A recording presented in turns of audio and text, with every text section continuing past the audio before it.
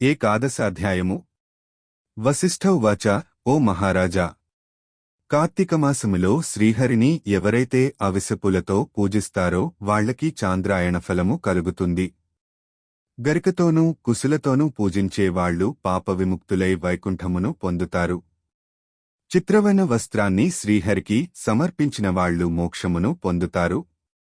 కార్తీక స్నానాచరణమును చేసి విష్ణు సన్నిధిని దీపమాలికను నుంచేవాళ్లు, వైకుంఠ పురాణ పాతకులు, శ్రోతలు కూడా విగతపావులే పరమపదాన్ని చేరుతారు. ఇందుకు ఉదాహరణగా వినినంత మాత్రాననే సర్వపాపాలను సమయింపచేసేది ఆయురారోగ్యదాయిని అయిన ఒక కథను వినిపిస్తాను విను. కళింగ దేశీయుడైన మంధరుడనే ఒకానొక బ్రాహ్మణుడు స్నాన సంధ్యా వందనాలన్నిటినీ విసర్జించి పరులకు కూలిపని చేస్తూ ఉండేవాడు. అతనికి పతిమిత్ర, సర్వసాముద్రికాది శుభలక్షణ సంపన్న, సద్గుణ సముచ్చయము చేత సుశీల అని పిలువబడే భార్య ఉండేది. భర్త ఎంత దుర్మార్గుడైన కూడా అతనియందు రాగమే తప్ప ద్వేషము లేనిదై పాతివ్రత్య నిష్ఠాపరురాలై ఉండేది. కొన్నాళ్ల తరువాత కూలితో జీవించడం కష్టమని భావించిన మంధరుడు వనగతుడై ఖడ్గపాణియే దారులు కాసి బాటసారులను కొట్టివారి నుండి ధనము నపహరిస్తూ కాలం గడపసాగాడు. ఆ దొంగ సొత్తును ఇరుగు పొరుగు దేశాలకు తీసుకొనిపోయి అమ్మి ఆ సొమ్ముతో కుటుంబ పోషణ చేసేవాడు. ఒకసారి దొంగతనానికే దారికాసి ఉన్న మంధరుడు బాటసారి అయిన ఒకానొక బ్రాహ్మణునిని పట్టుకుని అక్కడి మర్రి చెట్టుకు కట్టివేసి ఆ బాపని ద్రవ్యాన్నంతనూ అపహరింపచేశాడు. ఇంతలో అటుగా వచ్చిన పరమక్రూరుడైన ఒక కిరాతకుడు దోచుకొనిన మంధరుడిని, దోచుకోబడి బంధితుడై ఉన్న బ్రాహ్మణునిని ఇద్దరినీ కూడా చంపివేసి ఆ ద్రవ్యాన్ని తాను హరించుకుపోబోయాడు. కాని అదే సమయానికి అక్కడి కిరాత, మంధర బ్రాహ్మణుల నుండి వచ్చే నరవాసనను పసిగట్టిన చేరువ గుహలోని పెద్ద పులి గాండ్రుమంటూ వచ్చి కిరాతకునిపై బడింది. పులి తన పంజాతోనూ కిరాతకుడు ఖడ్గతోనూ ఒకరినొకరు ప్రహరించుకున్నారు. ఆ జగదంలో పులి, కిరతకుడు కూడా ఏకకాలంలో మరణించారు. ఆ విధముగా మరణించిన విప్ర, మంధర, వ్యాఘ్ర, కిరాతకుల జీవులు నలుగురు యమలోకమును చేరి కాలమాత్రమునే నరకాన్ని పొందారు. యమకింకురులా ఆ నలుగురిని పురుగులు ఆమేథ్యముతో నిండివున్న తప్త రక్తకూపంలో పడవేశాడు. ఇక భూలోకములో భర్త మరణవార్త తెలియని మంధరుని భార్యైన సుశీల మాత్రము నిత్యం భర్తృధ్యానాన్నే చేస్తూ ధర్మవర్తనతో, హరిభక్తితో, సజ్జన్ సాంగత్యముతో జీవించసాగింది. ఒకనాడు నిరంతర హరినామ సంకీర్తన తత్సరుడు, సర్వులయందున భగవంతుని దర్శించువాడు, నిత్యానంద నర్తనుడు అయిన ఒకానొక యతీశ్వరుడు ఈ సుశీల ఇంటికి వచ్చాడు. ఆమె శ్రద్ధాభక్తులతో అతనికి భిక్షవేసి, అయ్యా, నా భర్త కార్యార్థియే వెళ్లి ఉన్నాడు, ఇంటలేడు. నేనేకాకినే ఆయన ధ్యానములోనే కాలమును గడుపుతున్నాను అని విన్నవించుకుంది.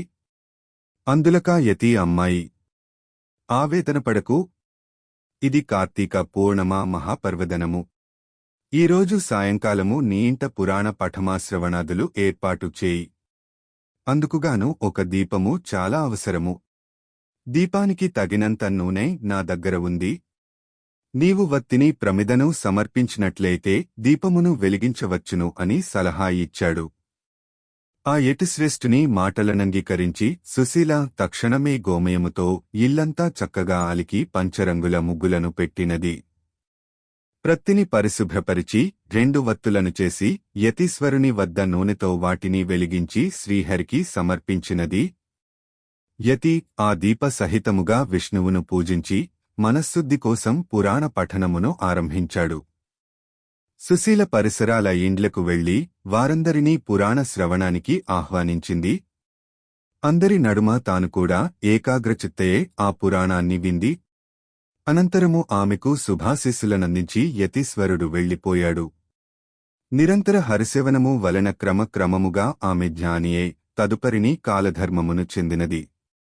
తత్క్షణమే శరఖ చక్రాంకితులు, చతుర్బాహులు, పద్మాక్షులు, పీతాంబరధరులు అయిన విష్ణుదూతలు నందనవన, సుందర మందారాది సుమాలతోనూ, రత్నమౌక్తిక ప్రవాళాదులతోనూ నిర్మించిన మాలికాంబరాభరణాలంకృతమై ఉన్న దివ్య విమానాన్ని తెచ్చి సుశీలను అందు అధిరోహింపచేసి వైకుంఠానికి తీసుకుపోసాగారు.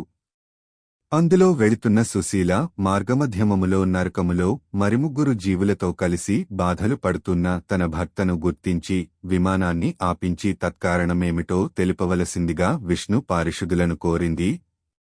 అందుకు వారు, అమ్మ, నీ భర్తయైన ఆ మంధరుడు విప్రకుల సంజాతుడైనప్పటికీ కూడా వేదాచారాలను విసర్జించి కూలియే, మరికొన్నాళ్లు దొంగయే ఈ దుర్మార్గ ప్రవర్తన వలన ఇలా నరకాన్ని అనుభవిస్తున్నాడు. అతనితోబాటే ఉన్న మరొక బ్రాహ్మణుడు మిత్రద్రోహి, మిత్రుడొకనిని చంపి అతని ధనముతో పరదేశాలకు పారిపోబోతూ నీ భర్త చేత బంధితుడయ్యాడు.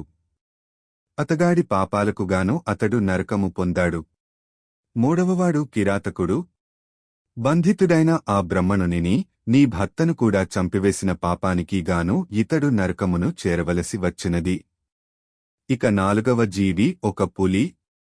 ఆ పులి అతఃపూర్వజన్మలో ద్రావిడ బ్రహ్మణుడైయుండి ద్వాదశినాడు భక్షాభక్ష్య విచక్షణారహితుడై ఆచరించిన తైలాదిక భోజనాదుల వలన నరకమును పొంది పులిగా పుట్టి ఈ కిరాతకుని తోడి జగడములో అతనితోబాటే నరకాన్ని చేరాడు.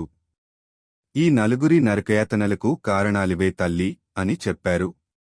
ఆ మీదట సుశీల విష్ణుదూతలను చూసి ఏ పుణ్యము చేసినట్లయితే వాళ్లకా నరకము తప్పుతుందో చెప్పుడని కోరగా, వైష్ణవులు కార్తీకమాసములో నీచేత ఆచరించబడిన పురాణ శ్రవణ ఫలితానని ధారబోయడము వలన నీ భర్త పురాణ శ్రవణార్థమై నువ్వు ఇంటింటికి వెళ్లి ప్రజలను పిలిచిన పుణ్యమును ధారాబోయడము వలన మిత్ర ద్రోహి అయిన ఆ బ్రాహ్మణుడు ఆ పురాణ శ్రవణార్థమై నువ్వు సమర్పించిన 2 వత్తుల పుణ్యమును చేరిసగముగా ధారపోయడము వలన కిరాత వ్యాఘ్రాలు నరకమునుంచి ముక్తిని పొందుతారు అని పలికారు.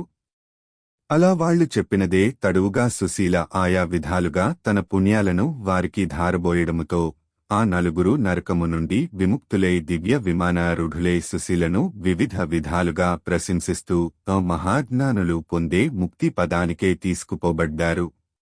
కాబట్టి ఓ జనక మహారాజా, కార్తీకమాసములో చేసే పురాణశ్రవణము వలన హరిలోకమును తప్పనిసరిగా పొందుతారని తెలుసుకో.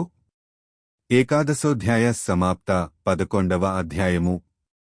ఈ వీడియో గాని మీకు నచ్చినట్లయితే లైక్ చేయండి, సబ్స్క్రైబ్ చేయండి, షేర్ చేయండి. నమస్తే.